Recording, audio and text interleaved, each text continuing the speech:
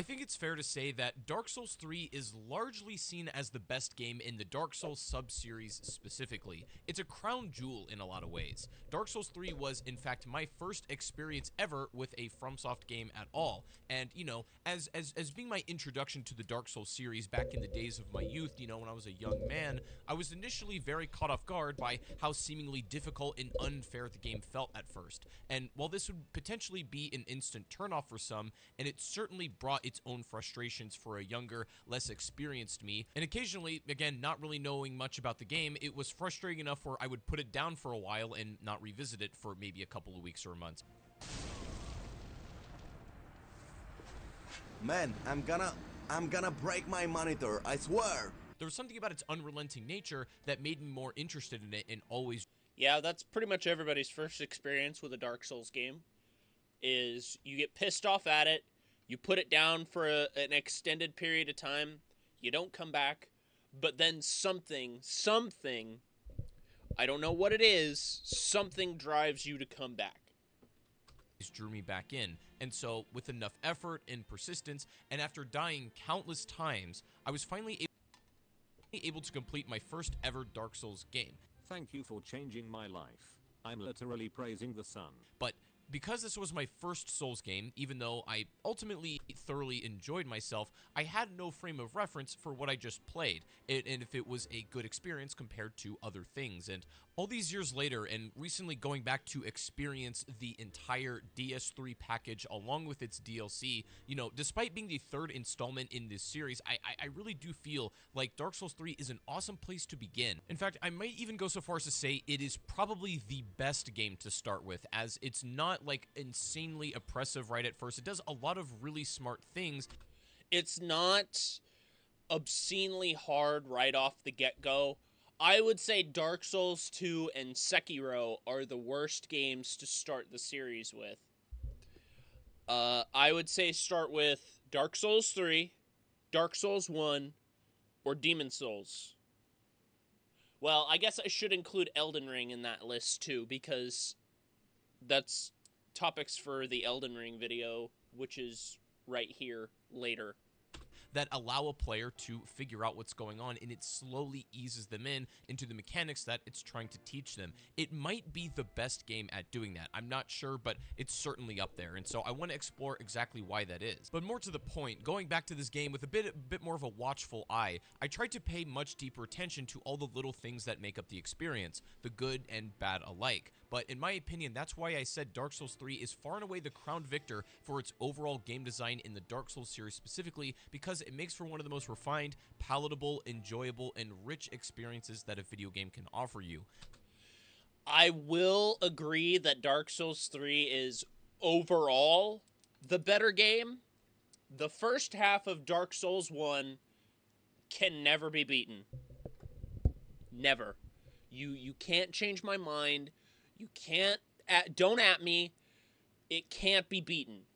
It is by far one of the best video game experiences I have ever had. Now, again, I will reiterate, Dark Souls 3 is the better game. The first half of DS1 is the best experience. There's quite a lot to unpack, though. Dark Souls 3 is a deceptively loaded game, with some of the best designs for levels and bosses I feel like we've ever seen. And I think it's obvious to say, but Elden Ring is more or less the open-world version of Dark Souls 3. So many ideas, lessons, and mechanics that Elden Ring does so well. I would argue that Elden Ring is the open-world version of all three Dark Souls games. It's not just... It's got the interconnectivity of Dark Souls 1. It's got the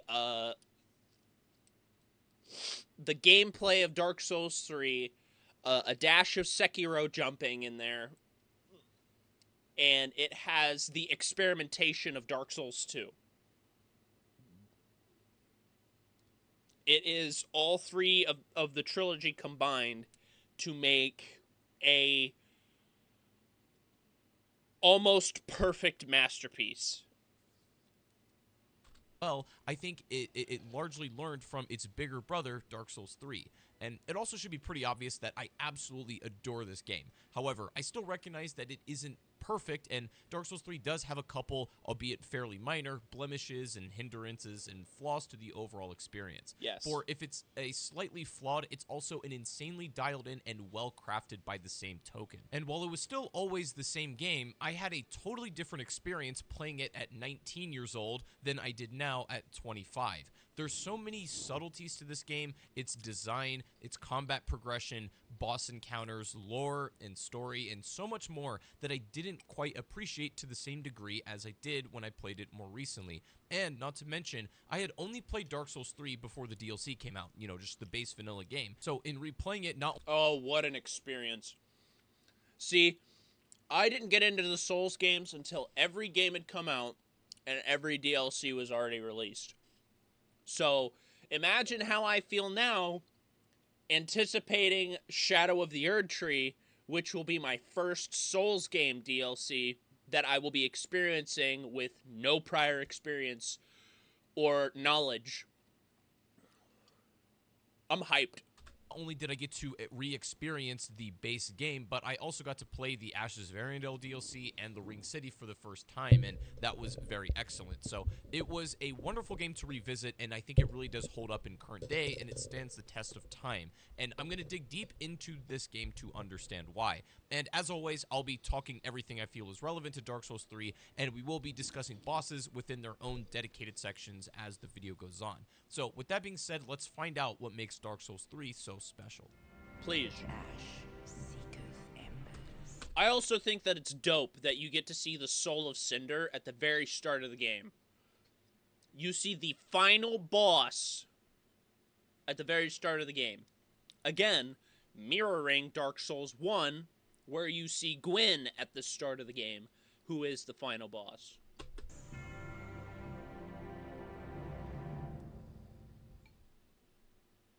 So I think it's probably good for us to begin with the world design. This is kind of like a good starting point, because it kind of hangs the story and lore, and, the game makes certain choices either within its actual gameplay or level design that are done to accommodate that world. In other words, it's good to have a basic ground level understanding of the story and world design because it puts so many seemingly abstract and disconnected things into context. I want to know why Archdragon Peak is so fucking close to Anne Orlando. So, the basic story of Dark Souls 3, without getting too caught in the weeds, is basically you are an Ashen One, and you're on your journey to Link the First Flame. This will require you to overcome many obstacles and enemies and challenges that many others have failed time and again at, which is why you arise from the grave upon starting a new game, coming from Ash. You must make your journey and rise to the occasion against the Lords of Cinder. While the Ashen One's goal is to link the First Flame, what he may choose to do with that power is ultimately up for you to decide, as Dark Souls 3 does have a multitude of unique endings. While the journey has been attempted many times, that doesn't deter you from fighting valiantly the whole way through. Now, something I noticed very quickly when replaying Dark Souls 3, in my personal opinion, I don't think the world design and set pieces and locations are as visually or thematically striking as something like Bloodborne or even Elden Ring.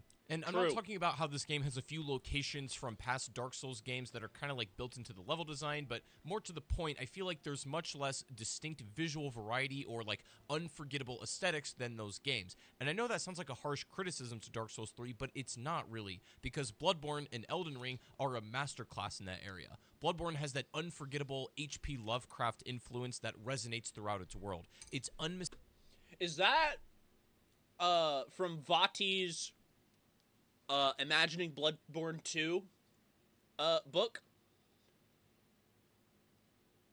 That's a sick book to look at all the artwork from, by the way.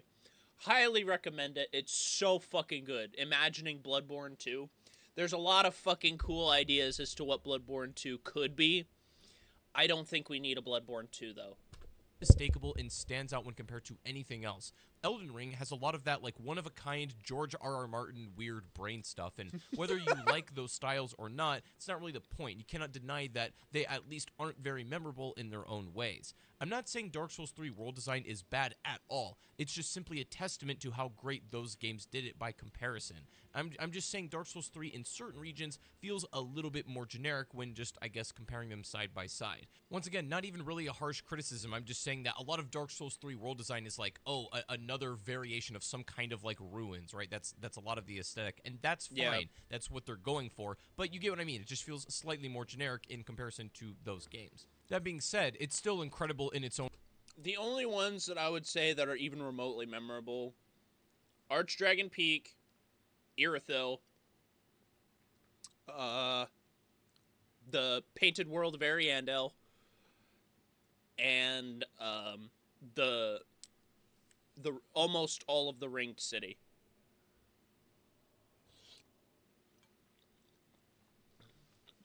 Those are the only ones that I think are even remotely memorable. Own way, absolutely. It's got some gorgeous vistas, some unbelievably striking visuals, and skyboxes specifically, and its soundtrack is one of my favorite, period. In many cases, I think it's the highlight of the game's overall style is actually the music, and I suppose it's a bit of a trade-off since, again, to me, subjectively, while there was some bright spots here and there, I actually found Elden Ring's soundtrack to be a little generic and forgettable at times, but on the other hand, I think it happens to be one of Dark Souls 3's strongest suits.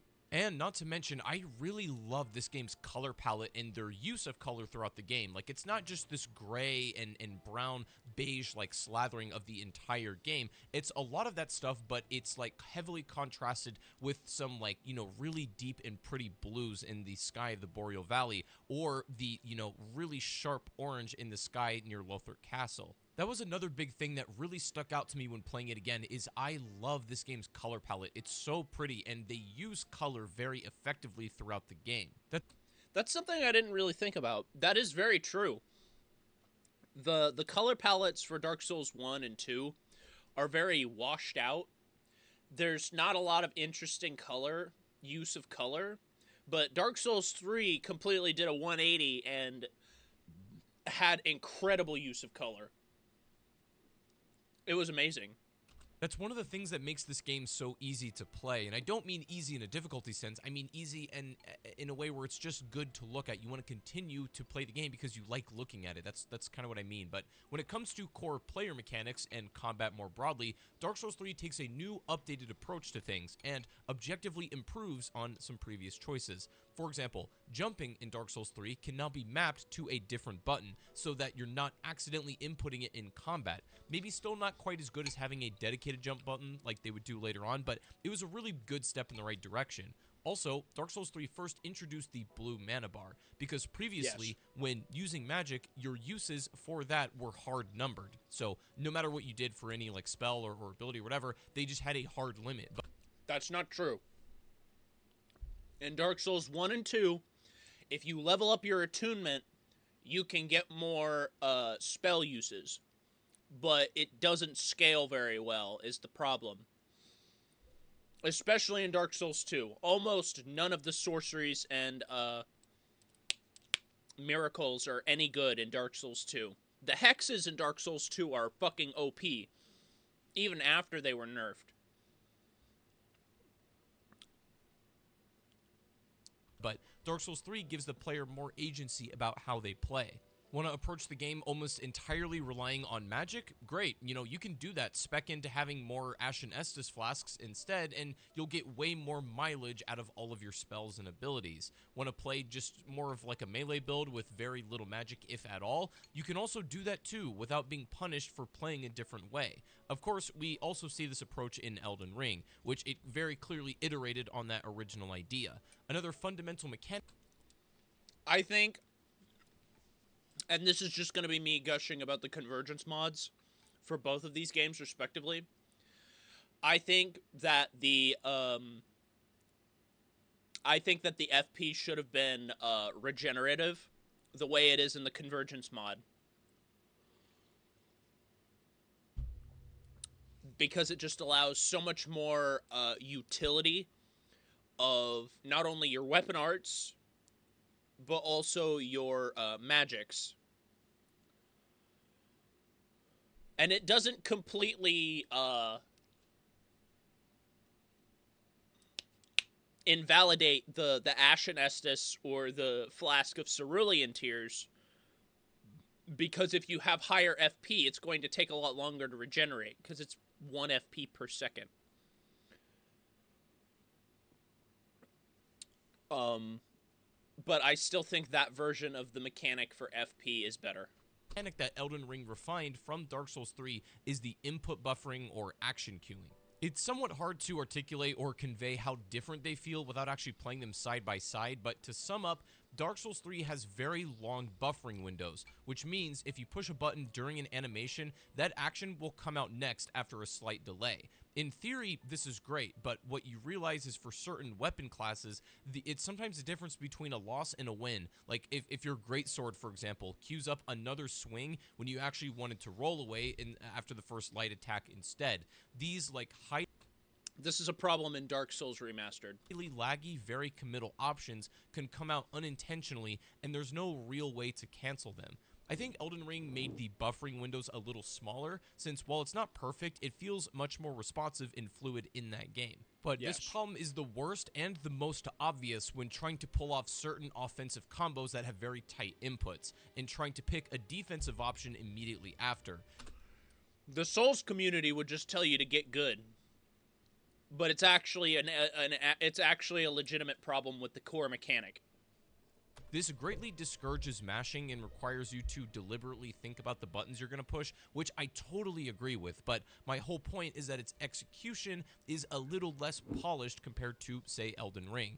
It's one of those things you don't even think about when it's working well, and it's only noticeable when it's a slight problem, and that's why I noticed it again, because I probably didn't think about it at the time, but after playing it in Elden Ring, and then playing Dark Souls 3 again, it became very obvious. But once again, it was a pretty minor problem for me in the grand scheme of things. And actually, just one more thing I want to say about that. I think they're fair comparisons because the overall combat pacing is the most similar to Elden Ring. They share very similar frameworks. It's the only game in the series that you could compare it to. So I think it's relevant, and I love Dark Souls 3's combat so much, no matter what kind of build you're using. There's this whole plethora of tools to especially zero in on exactly how you want your character to play and feel. There's room for much more aggressive, in-your-face kind of play, or slightly slower paced but more reactionary play. In any case, you'll find a bunch of ways that the game goes out of their way to suit your preferred playstyle. However, because Dark Souls 3 is still a ultimately much more linear game, it does a better job at having a good barometer on how tough a boss or level should be by the time the player arrives there in most cases. That's a problem with Elden Ring in some circumstances. Mostly because of Limgrave, the starting zone being right next to Caelid, which I would argue is one of the most optional areas in the game. Don't at me. Radahn is an optional boss. You don't have to kill him. To be fair, most of the game is optional, but you get my point. For example, there's a few hard checkpoints that you cannot pass before entering a new area of the game. For example, whether you go from the Road of Sacrifices straight to Deacons of the Deep or the Abyss Watchers, while they're found in totally different areas, you can't actually progress any further until both of them are beaten. You have to backtrack to them either way, and these areas don't really do anything to connect into one another, so there is going to be a lot of backtracking no matter which way you approach it, but one of them gives you access to this underground area that will allow you to progress further, and the other one has an item that blocks you off from the Boreal Valley until it's obtained. This prevents the player from being dramatically over or under leveled for bosses in areas like may happen in an open world game that you could just farm like Elden Ring. You can still be absolutely overpowered for some of these bosses. It is a double-edged sword, and each approach has its clear advantages and drawbacks, but all things considered, I do think Dark Souls 3 does an excellent job at feeling layered, but still giving the player agency and choice, even if it feels sort of like an illusion sometimes, despite most of the level design being fairly linear.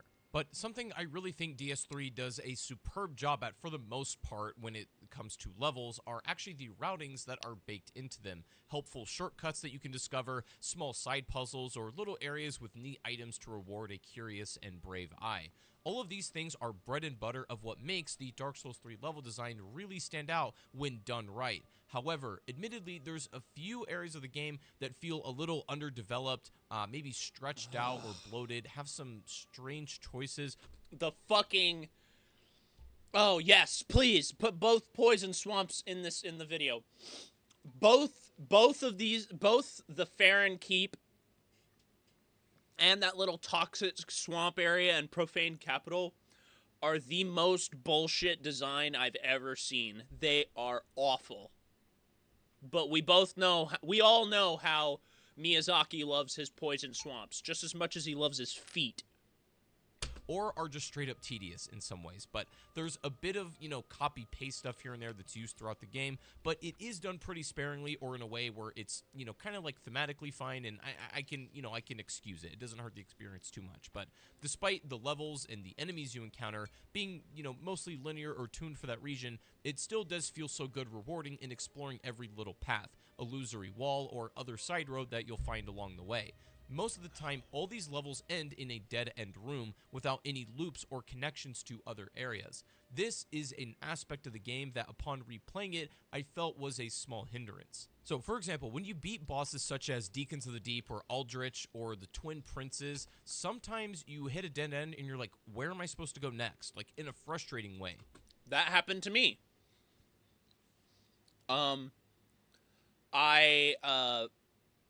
I killed Crystal Sage and Deacons, and I did Old Demon King and whatnot. And to be fair, most of it was me being an idiot, because I forgot that there was a door after Wolnir. I just killed Wolnir and moved on.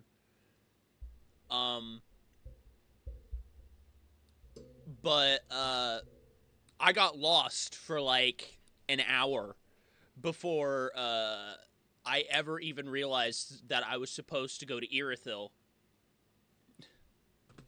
It works in an open world game because a lot of the time it's more like presented as an open question. It's a curious, where should I go next, right? You're exploring, that's the point. But in more linear level design, when you're focused on progressing the game, you need to be in a very specific place, and that's not always conveyed well in my opinion. It's like, imagine this example. You're driving in a car trying to get somewhere specific, right? You have a destination you want to be. If you accidentally take a wrong turn or get lost, that's frustrating. That's not, exploration. That's being annoyed. Now, when you're getting in your car with the intention of just driving around and, enjoying the view, seeing what's out there, exploring, that's the exploration stuff I'm talking about. But Dark Souls 3 is the former rather than the latter. This is like, you need to be somewhere to progress, but it's not always clear where you're supposed to be or how you're supposed to get there. But it was, again, a little bit of a problem, but not exactly game-breaking. Also, I have to mention another example of Elden Ring learning from Dark Souls 3 is when it comes to getting more and upgrading your Estus flasks. I'm not trying to say that this was like a huge deal breaker for me either, but it's like getting the Estus shards for more flasks and the undead bone shards for more powerful ones. They kind of just like appear as regular items that aren't denoted by anything special. And again, that's fine, I suppose, for the... This is something that I had a problem with in Dark Souls 3 at one point, because I did have plenty of Estus, but I missed like 4 Estus shards or 4 undead bone shards that were just randomly laying about that I would have no indication as to what they were or where they were. The most part, but I do like how Elden Ring did it with the golden trees for flask charges and sacred tears for making them more effective. The golden trees were very easy to spot and they stuck out amongst the background, and the churches were like this very specific kind of geography that you knew that you were going to get something rewarding inside of it. These massively important items can just be in totally arbitrary spots and blend in with like everything else. Not a massive issue, just more of an observation. For the most part, the world feels like it's progressing on your journey, and the way that's conveyed is excellent, but sometimes it can be a little clunky, particularly with the level layouts. They can really be all over the place. Some are amazing and some are kind of rough. Like, for example, I love the Ringed City in general, but the Ashes of Ariandel DLC, in terms of like level layout and structure and how you get around that area, I honestly wasn't super impressed with. Right. Some of the levels feel... I had no idea what to do for the longest time playing this DLC. Don't get me wrong, I like Ash's Variandal. I don't like the level design.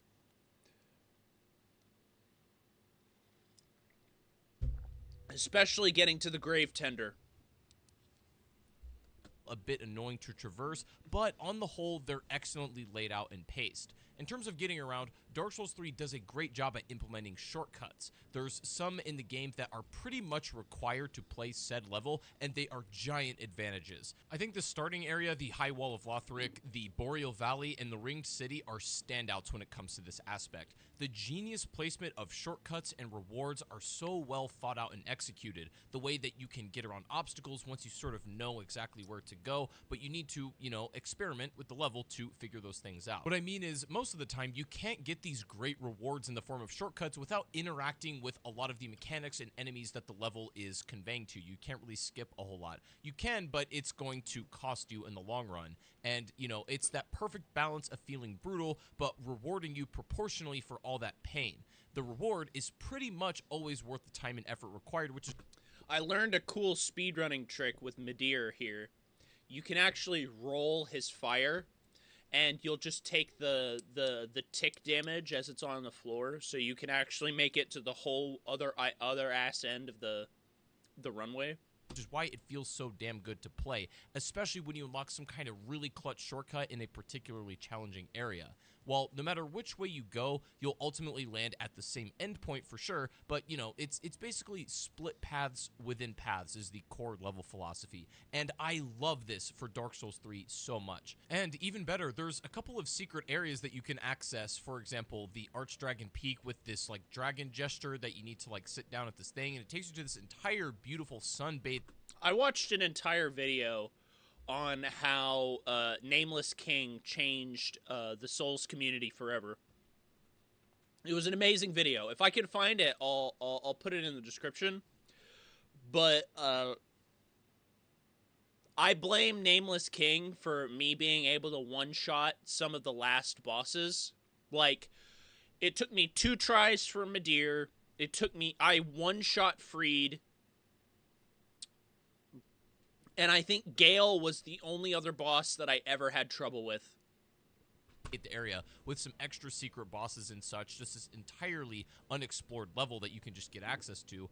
And, the level layouts aren't perfect. They can be a little bit inconsistent in terms of gimmicks, pace, and quality, but even the levels I don't particularly like, they all have great moments here and there, or otherwise purposeful choices that really enhance the overall tone that the game is going for. Hey, if you haven't already, click subscribe. It's totally free. Road to 1 million souls. You already know what's going on. Now, of course, every little central hub world that you're going to find yourself in a Souls game, I actually think Dark Souls 3 has one of the better implementations. The Firelink Shrine is easily top tier, in my opinion, in the way that it's set up and that you can interact with it. However, it isn't perfect, but some of its shortcomings, or more so minor inconveniences, get highlighted when you see what Elden Ring changed specifically. For example, in Elden Ring, you can level up, change Estus flasks, etc., all at the Site of Grace, but in... These are the changes that I think are far better and that make the game infinitely more accessible. Having to go back and forth every time to want to level up is one of the most annoying mechanics I've ever seen. Dark Souls 3, you can't add or change Estus flasks or level up without going back to Firelink Shrine and talking to the Firekeeper or the other guy. Again, maybe I can kind of understand this because Elden Ring is such a big game in terms of scale that they don't want you constantly zipping back and forth between, the open world stuff you're doing and then going back to the round table hold. That would be extremely inconvenient and annoying, but it does mean that you're going to be revisiting the Firelink Shrine quite frequently, especially more so than something like the round table. Again, not necessarily a huge problem. I guess I'll just leave it at the fact that it kind of makes me appreciate being able to do these things at the Grace or Bonfire even more, especially especially when I just want to do something really simple or minor. But I will say, I quite enjoy the sense of escalation and grandiosity that builds up as you claim the Lords of Cinder and their flame. The game has such a well-paced build-up, and it's visually conveyed brilliant here to me. There are these checkpoints for progression in the form of bosses, which we'll get to those in a second, but it's also a key factor for almost all of the side quests and character quest lines in the game. They kind of all visit the Firelink Shrine at some point, and you kind of like interact with them there as they go about their journey in the world. So I suppose it makes sense why they'd want you to return to the shrine pretty frequently. However, Dark Souls 3 has a durability mechanic that was featured in games past, except here they tried to get rid of all of the annoying things about it. And, you know, there's a billion ways to restore durability now. Yeah, so the durability mechanic, it sucks.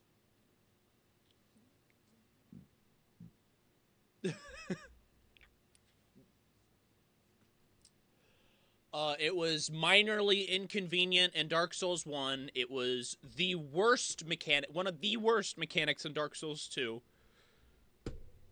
And in Dark Souls 3, it was just annoying to have a bar under your weapon that never seemed to run out.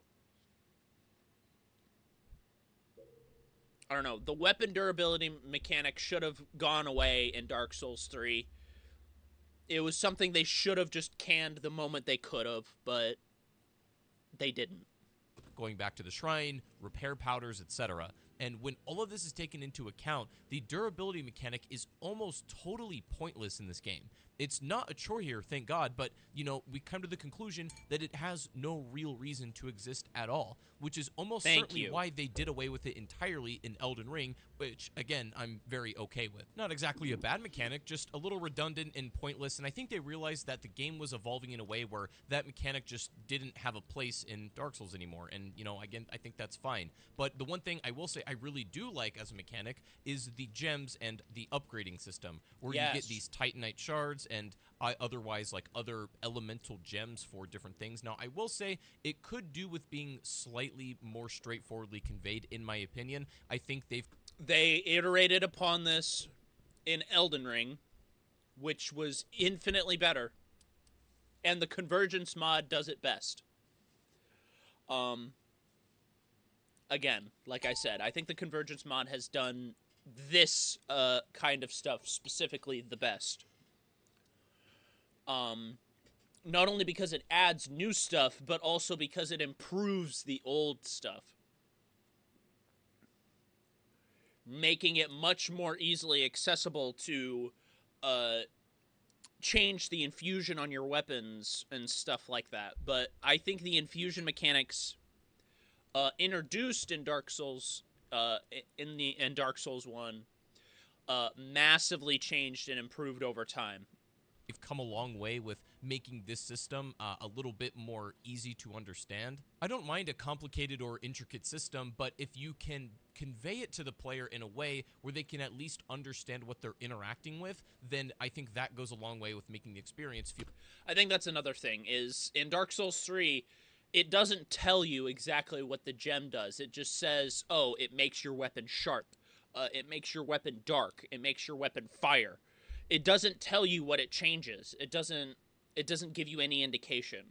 Feel better. It's kind of what Elden Ring did. The Ashes of War system definitely simplified the experience where you can now tell exactly what kind of damage is going to be applied to your weapon. It's a little bit obscure and opaque in Dark Souls. It's just the UI, I think, is a little bit runaround, and that's fine. But it means for new players especially, they're going to have no idea like what kinds of gems do what on their weapon or what trade-offs it's going to come with, stuff like that. They're probably just going to throw a gem on because it looks or sounds cool and have no clue what it's actually doing to their weapon. And I feel like that's a little bit of a problem that some future games have solved, and that's good. But in terms of player progression, all of the systems on the whole, I absolutely love. I know it sounds like I'm kind of being like nitpicky or whatever, but they're just minor critiques, and they're stuff that I noticed and observed, but for the most part, literally everything works perfectly, and it's buttery smooth. It's very sleek. That's why the gameplay, I think, feels the most welcoming to new players. It's just a very sleek experience. And also, I should say it's very friendly for doing multiple playthroughs. Of course, you're going to experience the same levels and bosses in roughly the same order, and that's fine, but there's also a bunch of different endings that you can go for. And what's really fun about it is that depending on which ending you pursue, you can change the music of the shrine, and giving it this, like, much different emotional tone and feel than when you first stumbled across it. It can go from feeling like this safe haven to a melancholy, like, somber waiting room in the blink of an eye. Now, to be fair, I did say earlier that an entire secret area of the game, the Untended Graves, is pretty much just like the starting area with the Firelink Shrine, but they just reuse it, you know, a bit later in the game. I'm okay with it here since it feels and plays so different, and you even fight Gundyr here again, although with a slight different variation from the original boss, but putting it in a new context of all of the Ashen that failed to link the first flame, and you can kind of see the fate of it all here. It's just it's a very different tone and experience, and I love almost... Isn't the theory here that the Untended Graves is just Firelink Shrine in the future? Like, in a future where you just inevitably fail? I don't... also, the Untended Graves is absolutely easy to miss. Everything about the Firelink Shrine design-wise and storytelling-wise. So I think it's safe to say that there is a ton that Dark Souls 3 gets right when it comes to just player progression and fundamental basic game design. But again, the real gem of these games are the bosses. And I noticed when I was playing Dark Souls 3 again, because when I played it the first time, I really had no frame of reference for if the bosses were good or not. I just didn't really think about them in that way necessarily at the time. But now, I played Dark Souls 3 again in every single boss, and I can honestly say there's really no bad bosses exactly. There's a few that I, you know, don't particularly love or whatever, but there was none that I, like, outright disliked like in some other games. I don't think I had a bad bosses.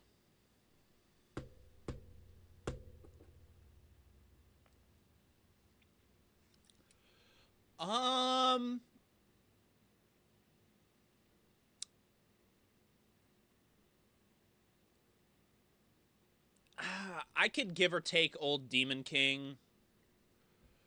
I will agree it has some of the best bosses in the entire series.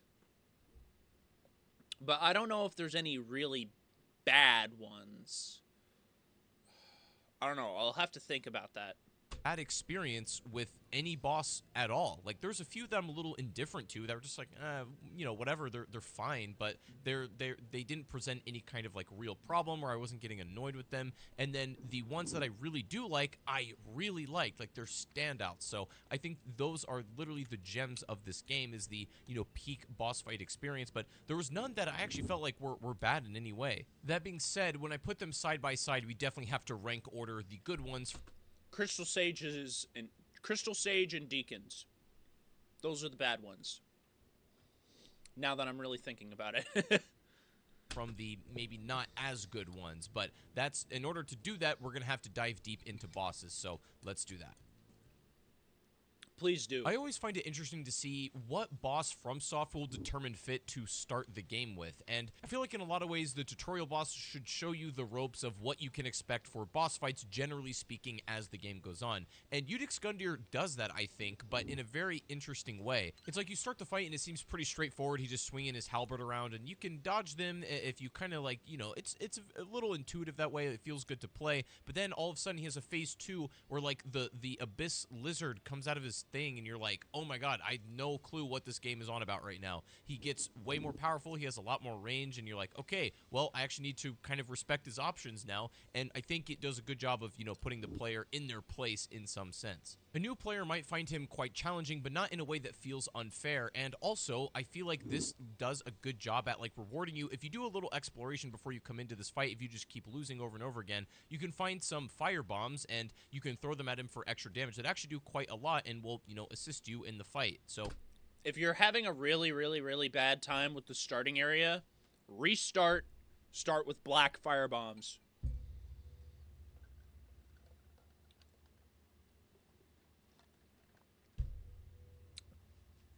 You will melt Gundyr. So that kind of tells the player, hey, there's a lot of things probably in the world that, you know, I can use against future bosses if I'm particularly struggling on them, and I actually should be paying attention to these kinds of things. So, or learn to parry. I do think the tutorial boss in Dark Souls 3 is really well done. I like Icedq Gundyr quite a lot. If I had any criticism for Icedq Gundyr, it's that his second phase moves feel a little less intuitive and like responsive about like what his threat range is compared to his first phase. But it's like that's a very, very minor complaint. I'm really digging at something because on paper, I think this fight is just like damn near perfect. The next boss you're gonna face is Vort of the Boreal Valley. Here we go. The actual first boss of the game. Because if you want me to be honest, Gundyr is barely a boss. It makes me feel bad to say it that way, but Gundyr is barely a boss. Especially if you use the black firebombs or you parry. Vort is the actual first boss of the game, but he's also super easy.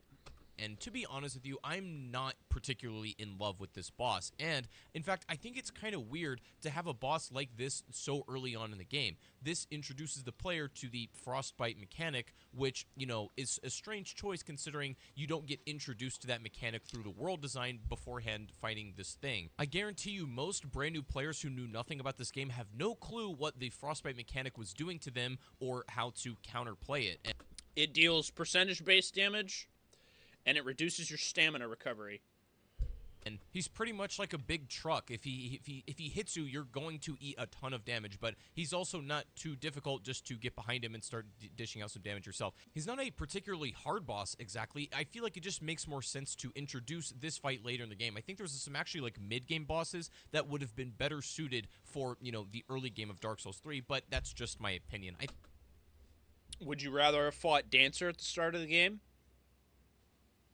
I think Vort is a better choice between the two because they're both Boreal Valley bosses.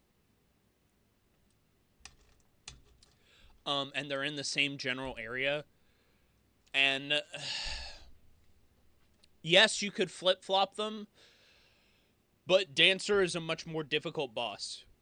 I think he's fine. I think he's fairly fun, but I'm just, I guess, a little indifferent. I don't love him, and I don't really dislike him either. He's pretty okay.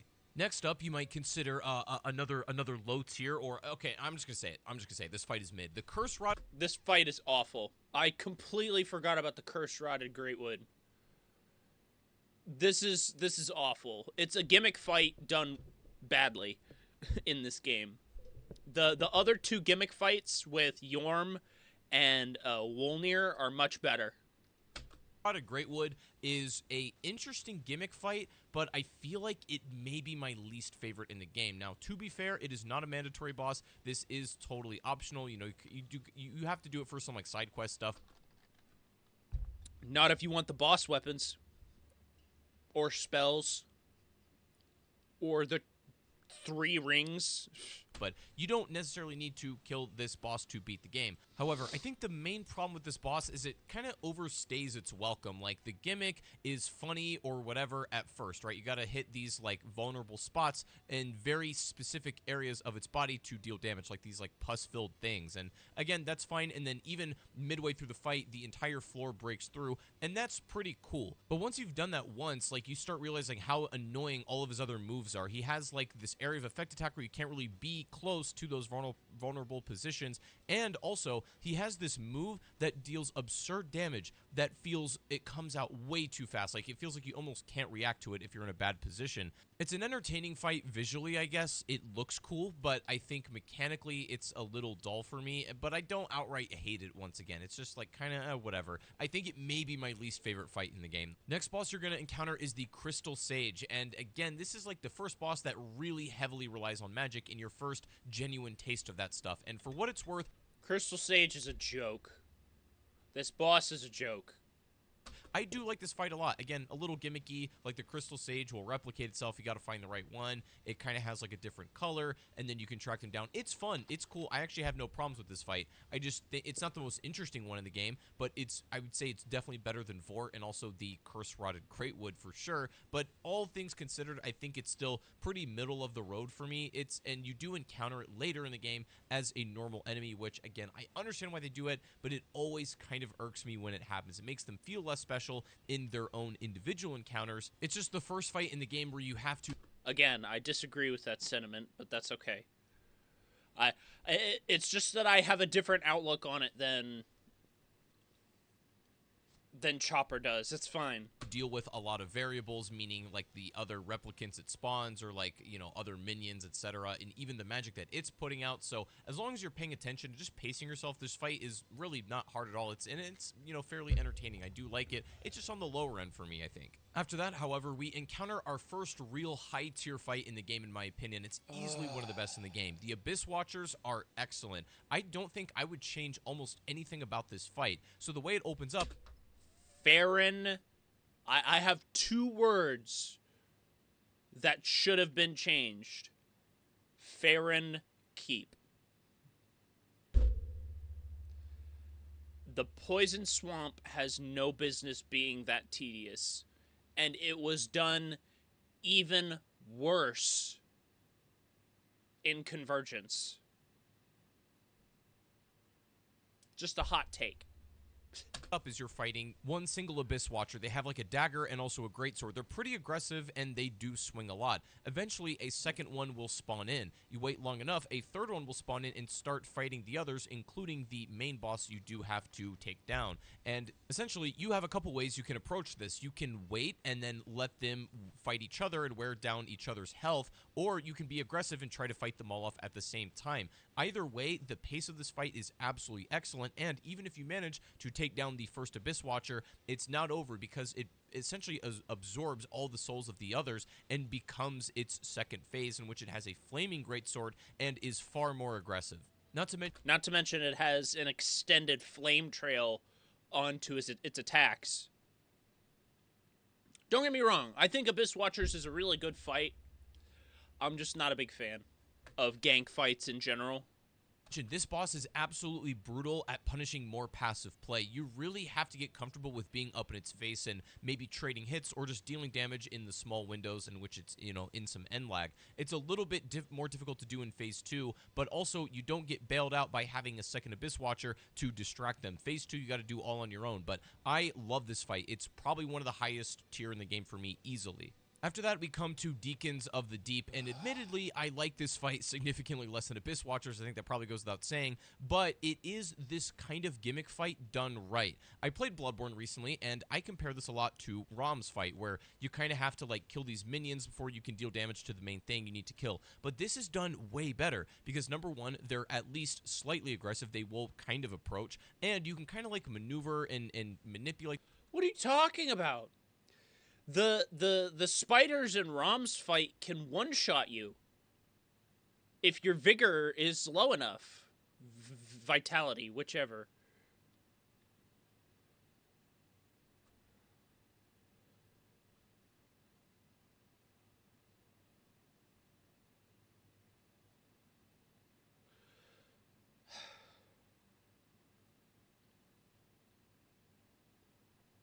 I don't know. To be fair, I absolutely hate Rom as a boss fight. I think it's dumb. But I also hate this fight. And if this is what you consider doing this kind of fight right, I don't want them to ever do it again. Which they didn't, by the way. That's not technically true. Technically, Godskin Duo is this kind of fight, so... like them in a way where it opens up to you to the actual center when you need to deal damage to. You don't necessarily need to worry about eliminating all of the smaller minions. Basically, one carries like this red soul, and they pass it around to different members after you kill them, so you just are like tracking down this thing the whole time. It's a lot of fun. Again, sort of a gimmicky fight, but I'm totally okay with it here. And it's important to mention, this fight carries a necessary item for game progression, so it's completely mandatory. You have to beat this one, but when you encounter it, you'll be like, okay, that was cool. Maybe not necessarily the most interesting fight, but it does exist. After that, we have High Lord Wolnir, and this fight, thematically and atmospherically, is immaculate. I think it's great, but the actual mechanics of this fight are honestly nothing to write home about. I feel like it's probably just as low for me as something like Curse-Rotted Greatwood, or I would say... Then you've never seen any of his attacks. even Vort is better than this. This is actually probably maybe bottom 3 for me in Dark Souls 3. It's just like, I get what they're going for. It's just not a very special or memorable fight outside of its, unique visuals. Take that stuff away, and this is the most mechanically simple and dull fight you've ever done. Once Wolnir summons the skeletons, he has the ability to pull out his sword and do a whole bunch of other cool attacks. Which I think are awesome. Not to mention, its offensive options can just feel really weird and jank sometimes, and it's like, I don't know, it feels like a little bit of a chore boss to get through, but they definitely get better from this point on. Next up is actually an optional boss, and this is the Old Demon King. This is found in the Smoldering Lake area, and at first I thought this boss was just kind of mid and even low tier, but the more I fought it and paid attention to it, it's a little more interesting and depthful than I thought. It's no high tier boss for me. It's not exactly like my favorite in the game. Also important to mention, you fight a bunch of like smaller minion versions of this before you actually get to the Old Demon King himself. In a way, it does kind of deflate the entrance that this could have had. This one has a lot more creative moves, and it's significantly more dangerous for sure, and the mechanics of this fight are at least kind of interesting. It has a couple cool mix-ups, but nothing too crazy. It's powerful, but once you kind of figure out exactly where you need to be for everything, it's pretty standard, I would say. Old Demon King does have a phase 2 in which he gets far stronger, and that is another thing that adds a little bit of fun and interesting mechanics to this fight, but once again, I can't honestly sit here and tell you that it's one of the better ones in the game. I do like the arena that it's in. Like, I like the atmosphere in which this takes place, and the fact that it's an optional boss doesn't make it outright offensive if it's not the most interesting thing you've ever played in the world. I like it a lot. It's pretty good. But up next, we finally start getting into the really good bosses in Dark Souls 3. There's a giant leap in, like, quality once you get past this point in the game. We get to Pontiff Sullivan, and my god, chat, this fight is just so good. Bro, really think he Darth Revan from Star Wars, but in all seriousness... Alright, I like Ch0pper again. Okay. No, I didn't even think of that. He is. He's literally Darth Revaning up here. This fight is easily top 5 in Dark Souls 3. It's one of the best fights in the game, and in Convergence, they made it even better. For sure. Mechanically, atmospherically, and otherwise. It's got a banger soundtrack, first of all, but its actual mechanics are what make this fight so unique and special. He has 2 swords, of course, that are magic, and one of them come out a lot faster than the other, and they have different ranges and different attack methods. But if that wasn't enough, with his fast and aggressive attacks, he also will summon a phantom version of himself that will do the exact same things, and he gets a bigger moveset. The Phantom telegraphs what Pontiff is going to do next. So if you're having trouble with Pontiff, pay attention to his Phantom in Phase 2. As the fight goes on. So if that sounds difficult, that's probably because it is. And if you're playing Convergence and doing Phase 3, good luck. I think this is the first, like, giant roadblock that new players will encounter. If they've had a decent time with all the other bosses, this will probably be the first one that will stump an inexperienced player for quite a while. But not in a bad way. Like, once you learn its whole moveset and, you can adapt to its more aggressive What nature, happened there? Like, once you learn its whole... Hold on. What happened there? You should have absolutely been hit by that. Moveset and... you can adapt to its more aggressive nature and kind of stay in its face and within its threat range, but avoiding the attacks, then you're going to be absolutely golden. I noticed upon replaying it, I kind of forgot a lot of his moveset, but I still remembered fundamentally kind of how it worked. So it was... See, and you notice that the Phantom did the jump before Pontiff does does a lot the of his jump. Moveset, but I still remembered Womb, fundamentally and then Pontiff follows. kind of how it worked. So it came back to me in a sense. It's like riding a bike. This is the very pinnacle of difficult without being unfair. Like, this is a great blueprint for a fight that doesn't rely on any stupid gimmicks to I hate that attack. kill you or like just to catch you off guard, like so many bosses I feel like tend towards doing that. But Pontiff is very straightforward. It's just, hey, here's the fight. If you can execute it, get it done, congratulations. And I just think it's excellent. I cannot, gush over this more about how good it literally is. And right after that, if Pontiff was just very, straight to the point, pure sauce, no gimmicks, Yorm the Giant is the exact opposite. It's all gimmick and almost no sauce. And again, not really in a bad way. I get it. Every game has their gimmick fight to some degree, and it even gives you a weapon for doing this one. Yes, technically you can do this without Storm Ruler, but just have... I did it in Convergence. To be fair, I had Bleed and Plague to help kill Yorm, but... Or was it Toxic? I don't remember which one I used, but... I think Yorm is a good fight in terms of the gimmick, because Rykard was the natural evolution of what Yorm was, which is he's a gimmick fight, yes, but we're actually going to give him a boss moveset. And then Rykard turned that up into hold my beer, we're going to make this a two-phase fight. Have fun smacking away at this thing for like a couple of hours with a very limited moveset. It's very clearly meant to be played with this weapon, and again, thematically, I like it, but I cannot honestly say that this fight is the most memorable or interesting thing outside of the visuals. His moves have slow windups, and it feel like they are not active for that long, so he's very easy to dodge. Like, he looks significantly more dangerous than I feel like he is, and that kind of deflates the tension that I think a boss of this scale could have. Like, I guess, like, the difference is, like, Rykard and Elden Ring, yes, it is a gimmick fight with the same idea, but I feel like Rykard's a little more dangerous. There's a lot more going on there than with Yorm. Oh, yeah. Rykard can absolutely wreck your shit. And again, it is what it is. I feel like they learned from that, but this fight's fine. It's just a thematic fight, I suppose, but that's really about it. Right after that, however, you may go directly into Dancer of the Boreal Valley, or do Dancer skip and forget it. And I don't have a ton to say about this one, to be fair. It's like standard in a way that's good. I think it's a fight that is interestingly paced. She doesn't honestly move around very fast, but she has incredibly long and active moves. She has very sweeping hitboxes and a deceptively long range and moves that just feel like they don't stop, but she also has a lot of end lag on moves too and is not massively aggressive, so you can find a lot of these windows to punish, and this fight should not give you much trouble. Usually people will just one and done this, but it's fine. I like it. I just don't have a ton to say about it. However, I do have a lot to say about the next mandatory fight, Aldrich, Devourer of the Gods.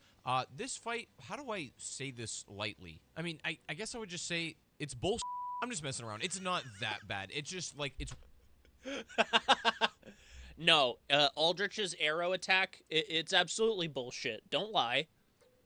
One of those fights where its actual attacks kind of don't really make sense, or like in a way where you don't know it's swinging, and it has some of the hardest hitting moves in the game. I just think the animations for this fight are a little weird. I like his moveset. Like, it's definitely unique. It's varied. He kind of gets different moves in phase 2 and stuff like that. I love the variety that's within it, but I just feel like some of his hardest hitting attacks, whether it's like his tail or his actual sword, it's just like the animations feel really weird. I don't really know how else to put it. It's fine. I'm just being, I'm exaggerating a bit. I guess I would just say if Aldrich had like slightly cleaner animations and what it was doing was maybe a little bit more telegraphed, and I would be okay with its massive damage output so long as I know what I'm fighting against. It's fun, and again, thematically, atmospherically, I do like it a lot. I just can't say it's one of my favorites. So next up is not a mandatory fight, but this is my boy Osiros, or Osiros? Osiros. Anyways, I'm going to be honest, this fight is largely the same archetype as Vort of the Boreal Valley. Osiros is just the more cracked out version of him, so I don't have a ton to say about him, to be honest. Like, he has the same like charge attacks, even the frostbite mechanic. Largely, it's the same idea. Phase 2 has the curse mechanic. It's just Osiros is far more dangerous than Vort is. He does have a phase 2 in which, he turns up in the same way, kind of goes crazy, but otherwise, if you just stay, like, under him, sort of, like, near his stomach, he can't really do much to you. I mean, in phase 2, he has, like, claw moves that do punish, like, close-range behavior, and he has a charge attack that is pretty lethal, but otherwise, as long as you're, like, staying... He can jump up into the air and do his breath attack, which inflicts curse, which is... I know exactly how that feels. Kind of under him. He's not particularly dangerous. Osiris? And so I think he's fine. What? It's just kind of the same, like, almost It's copy-paste Osiris. archetype as Vort. It is what it is. Oh, actually, and speaking of copy-paste, the fight directly after Osiris is going to be Champion Gundyr. Or, I'm being facetious. Like, I'm not actually upset that they kind of reuse this fight. Champion Gundyr This is Gundyr done right. is different to Icedq Gundyr in the way where he doesn't have the Abyss switch up in Phase 2, but Champion Gundyr has a lot more finesse and mix-ups in his actual moveset this time with his halberd. I actually prefer this fight to the original tutorial fight. I think Champion Gundyr's moves feel a lot more intuitive. He has an actual large number of different kinds of moves he can employ and even mix-ups within those. This fight never gets boring. I honestly wish I could have like just played this more. It's like kind of annoying to get to in the game because it's kind of far into it, but it's also in a non-mandatory area, but it's so much fun. It's actually probably one of the better ones in my opinion. His combo game is strong, it's aggressive, but it's nothing you can't deal with, and it feels rewarding when you actually succeed. Now, assuming you go to the next secret area, then you'll end up at the Archdragon Peak, and you'll fight the Ancient Wyvern. I'm going to be honest, lads, I don't have much to say about this fight. It's very gimmicky in the way that you're supposed to, like, jump down from this thing and, like, do a plunge attack. I get that, but if you fight the enemy normally and kind of just, like, run around under... This is, again, one of the worst bosses in the game. Have fun. It's going to be a journey. We'll just say that. Like, this fight's like, it's whatever. It's low tier for me. Again, very gimmicky if you just want... I think his body has like 80% damage negation. Unless you do the plunge attack and then you just insta-kill him. You can insta-kill him with your fist if you use the jump attack strat.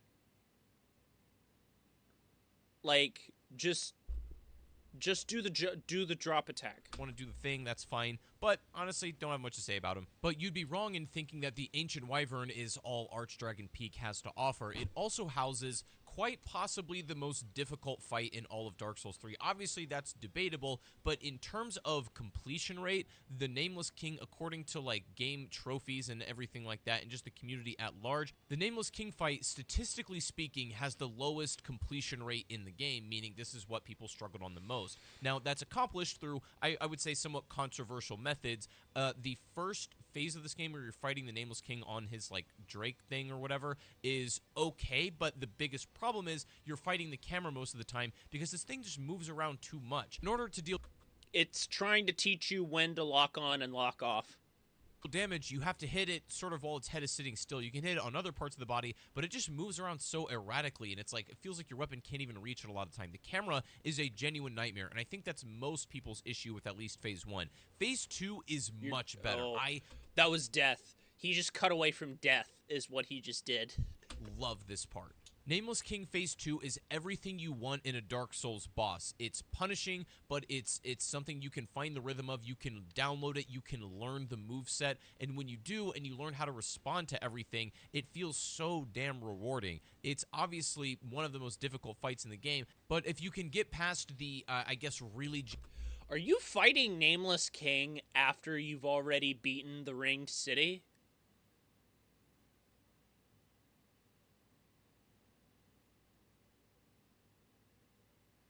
Talk about over-leveled. Janky camera and somewhat gimmick stuff, especially in the first phase. Phase 2 is such a highlight and is easily a top 5 fight in this game, period, for me. But if you happen to do Nameless King first, then you're kind of prepared already for what the next mandatory fight is going to be, because it's kind of like Nameless King Jr., or like, honestly, like the Walmart version. Not in a bad way, though. Again, Dragon Slayer Armor is the next mandatory boss, and this one's weird. Like, it's partially a gimmick fight, but also kind of a saucy fight at the same time. This fight is certainly unique because the environment you're in is actually destructible, and this plays a role in the projectiles that can also hit you during this fight. So Dragon Slayer Armor can break the walls near you, and the cool thing is the projectiles actually have an audio cue that you can react to. When I was playing this fight again, I was like, I never got anywhere near those projectiles. It would actually be so easy to make this fight totally obnoxious, but they managed to avoid that and even make a really fun fight. I enjoy this encounter. I'd put Dragon Slayer Armor on the same tier as Nameless King. Don't at me. so much. They do use him as a regular enemy in the DLC, which once again does somewhat deflate the grandiosity of the original. No, it doesn't, because it's the exact same one. It's literally the same one. Like, in the lore, it's exactly the same Dragon Slayer armor you fought.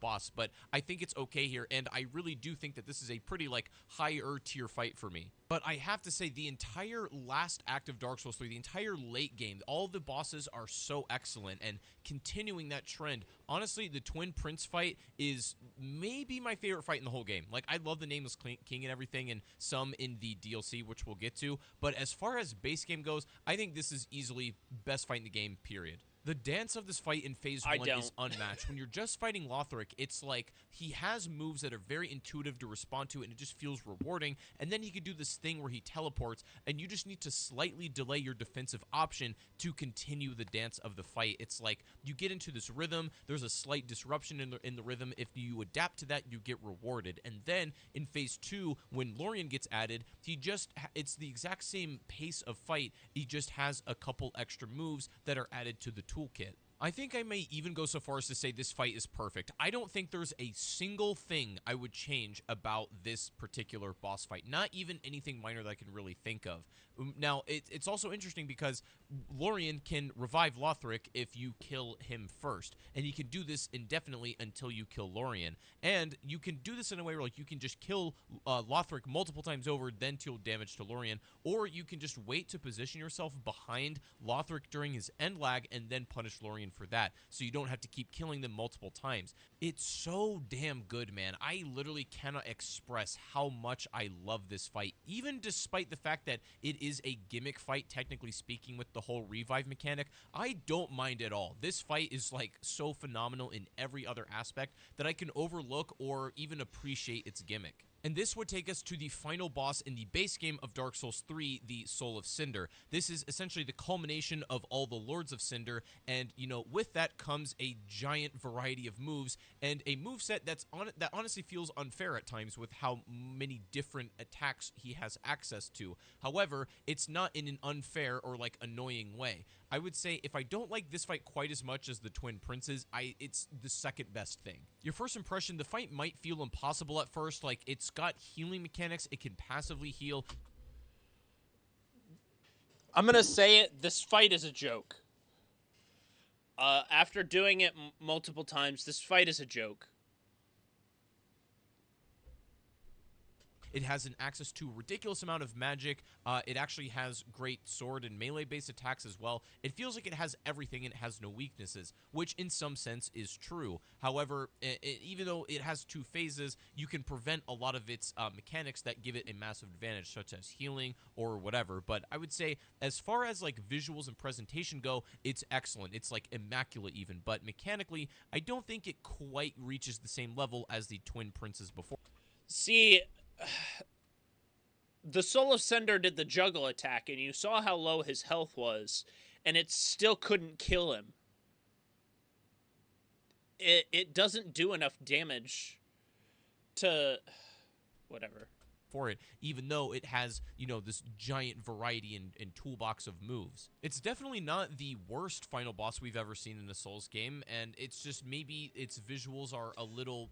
No, that would be Nishandra and Aldia. ambitious for what the mechanics actually are. I think a lot of people just found this fight a little underwhelming. Not necessarily bad in any way, just maybe, oh, I was maybe expecting a little more, but it is what it is. If you learned everything that the game is teaching you throughout your journey, then you should have no problem with this fight theoretically. The first flame quickly fades. Soul of Cinder would be it in terms of base game bosses. That's how it would cap out. And I would say, once again, there's really no, like, outwardly bad bosses. Just ones that I'm indifferent to, or ones that are just, like, kind of corny, but nothing, like, terrible. But I will say, in the DLC, they really kick it up a notch with bosses. And this is where things get... Oh, Grave Tender. I hate NPC boss fights because they are not boss fights. They're PvP matches. interesting. The first fight you begin with is probably the worst one of the DLC offering, but Thank you. that's, you know, it's a pretty high bar to set. It's still really good. The Champion's Grave No, it's not. This fight sucks. Tender and then his wolf. This is a duo fight in which, you know, the Grave Tender wolf is very aggressive and will run you down, and if you can take care of the Grave Tender first, you're going to be in a much better position. I didn't find this fight to be very difficult whatsoever. You do encounter the Great Wolf earlier in the game as a normal enemy, so you're actually kind of trained to know what this sort of thing can do, so you don't go in totally blind. But I would say they also have very good passive and aggressive states, so you're not that actively fighting two at once where it feels totally unfair. It's balanced, it's just not particularly challenging. It's probably like the weakest fight in the DLC period. And if this fight was a little bit of a gimme, you know, it's a bit of a cakewalk, the final boss of this area is absolutely not. Sister Frida and Father Ariandel, Oh boy. this is absolutely no joke. And what's so interesting... Yeah, it's no joke. I beat it in one try when I first played Dark Souls 3 for the first time. Totally not a joke, guys. Totally not a joke.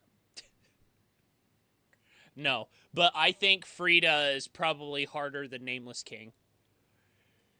I would say probably.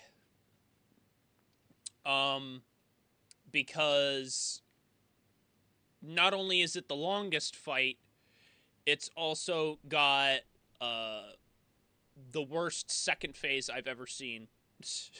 About this fight is it is genuinely a marathon. You have 3 different unique phases in this fight. You fight Sister Frida on her own, in which she's very slow paced, but she has a fast moving scythe, and she can even conceal herself and go invisible during the first stage of the battle. She takes a lot of damage and can be quite easily hit.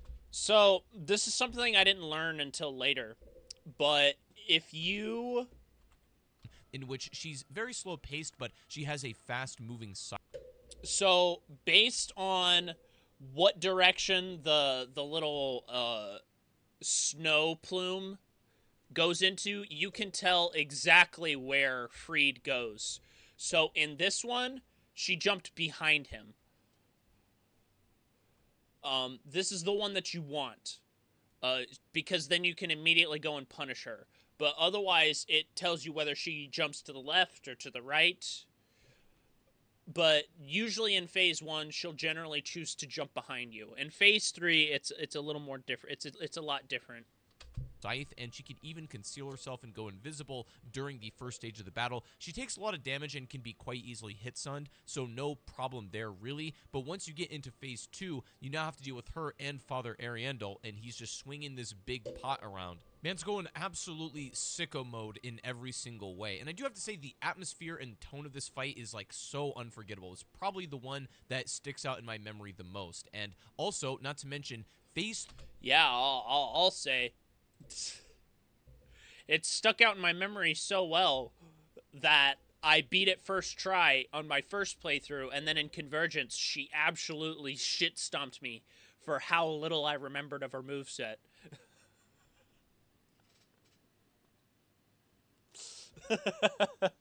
That is something about Convergence that I will say, is that Frida was probably the one I had the second worst trouble with, other than the Visage of Koth fight. Which the second phase of that is just a Black Flame Frida clone. 3, assuming you get past this and deal with all of those health bars and still have resources, Black Flame... Oh, we didn't even discuss the most evil mechanic in this fight. So after you beat phase 2, you are awarded a Titanite slab as if the fight is over. And that is what has caused numerous deaths and quits in more than any other Dark Souls boss ever. Finding out that there's a phase 3. Sister Frida is probably where it gets the most mechanically fun. She's far less passive in this stage compared to her phase 1, and you also have to deal with an insane damage output if you do get hit with these. Also, she has a lot of moves that combo into one another, so getting hit by one minor move can actually end up in you getting completely deleted if you're not being careful. The phases are incredibly unique and mechanically excellent on their own. To be honest, a lot of the the difficulty of this fight is due to it being an absolute resource marathon, and so that does artificially stretch it out just a little bit, but not in a way that makes me dislike this fight at all. Again, Oh, this guy's smart. He's got Siegbrow on his bar. For those of you who don't know, Siegbrow increases your frostbite resistance, and it heals you a small amount. Still an excellent, almost god-tier fight. For the most part, when I played the DLC, I was pretty unimpressed with Ashes of Ariandel, like the entire thing, the level design, and even like the first boss. But when I got to Sister Frida, it completely made up for it. So I was... Frida was basically the entire point of this DLC. Almost everything else felt very much on the back end in terms of what they were working on. I think what they ended up doing was they worked so hard on Frida that they forgot that they had to put in an entire level around her. Absolutely okay with it. Now, moving on from that DLC, but the Ringed City is the next DLC, and this has more bosses, and I would even say better bosses. But the first one you're going to encounter are the Demon Twin fight. The Demon Prince. I fucking love this fight. It's easily my second favorite boss fight in the entire game. I absolutely adore this fight. That becomes the Demon Prince. So this fight, essentially, the setup is you fight two separate entities, and once you kill both, they kind of become one, and the Demon Prince is an absolute damage sponge. So in the same way that the previous fight was a bit of a resource marathon, so is this one, but again, in a duo fight that isn't unfair. The fact that also, depending on which demon you kill first, he either gets the fireballs that you just saw that shoot out in all directions, or he gets the laser. You want to kill demon from below to get the laser, because the laser is way easier to dodge. Sponge. So in the same way that the previous fight was... He didn't kill demon from below. He killed demon in pain first. So he gets pain. It's a bit of a resource marathon. So is this one, but again, in a duo fight that isn't unfair. The fact that they were able to balance this in a way that was so meticulous where it didn't feel annoying or that you were having to deal with too much at any given time is like, it's so smart. Also, it's another boss encounter that really does punish passive play. You kind of need to be under them, you need to be in their face and responding to the attacks that they throw out. But it's never too much that you can't deal with these two enemies swinging at the same time. When it becomes the Demon Prince, I would say this is where the fight reaches its highlight. It has a ton of health, let's be honest about that, but its moves are devastating, but not unfair or anything that you can't respond to. And so I'm not going to sit here and tell you that it's my favorite fight in the game ever. I would even prefer a lot of the base game bosses to this one, but for what it is, I do not have any problems with it really whatsoever. But now, after that, we get to the weirdest boss in the game, and I'm not even sure how to talk about this one. So Half-Light Spear of the Church is not really a boss fight exactly. So I think the way this works, if you play offline, you fight some kind of NPC, and I've never done it this way. I've always ever played online, and if... Why? Why? Why does anyone ever play online? I don't get it.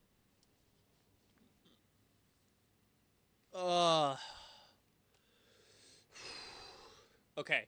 Half-Light is, again, one of the worst bosses in the game. Because, again, it's the same problem as Grave Tender. It's an NPC battle, which is basically an emulated PvP fight, not a boss fight. If you're doing so, it becomes a PvP fight. You literally fight a real online player. But what I realize is like, damn, if people are, going through the game and they're just happen to be connected online and they're going to be matched up with people who have never logged off Dark Souls 3 in their entire lives, who have never got off the game. Like, the amount of people that are still playing PvP are like, very sweaty, hardcore Dark Souls 3 players. Nothing wrong with that exactly, but it's just, how is that a boss fight to somebody who is maybe experiencing the game for the first time? Just seems a little... Play offline. That's why. little weird. You may want to just disconnect your console momentarily or play offline to get past this one if you're just getting smoked in PvP. It's really weird. It's experimental. It's not even really a consistent boss fight you can talk about in the traditional way. I just figured it would be interesting to mention. But after that, don't worry, we get a more traditional boss fight. Technically, it's like a secret area, and it is optional, but it relates to a side quest, and it's definitely part of the main game still of that offering. And this is Dark Eater Midir. Wait, I think I mispronounced that. I think it's Dark Eater Mid. No, I'm just kidding. Now, Cancelled. Midir is the best fight in the whole game. I don't know what you're talking about. No, but Midir is my favorite boss. I am going to say it. Midir is my favorite boss ever. I love fighting Midir. I play Convergence Dark Souls 3 just to fight Midir. I will say, yes, technically this is probably one of the harder fights in the game in terms of like completions, but I think, again, it's done for slightly cheap reasons. I love Midir, don't get me wrong. I love the fact that it's brutal and it's ridiculous. It's an I'm still scared of that attack. I still don't like that attack. Absolute sponge of damage for sure, but I would say it's mostly done through like one-time crazy gimmick moves like while you're learning the fight. It's got a bunch of stuff in its toolkit that will probably delete you if you get touched by something once. That is something I will agree on. Midir's move selection is not intuitive in any way, shape, or form. I think this was during the time when they decided that they would make the move selection random rather than specifically selected by the boss AI. But once you learn that's what it can do, then you sort of know where to be and where it's safe. Once you understand the moveset of this fight, it becomes significantly less interesting. I can admit that Midir is objectively a great boss fight. I actually don't think it's really bad in any objective way. End the fight right. It's just not my favorite. You little Ch0pper, what is wrong with you? Do the critical. That's how you end the fight. Always. You always end the fight with a critical. That's how I ended the fight the first time I beat Midir, and that's how I end the fight every time I fight Midir.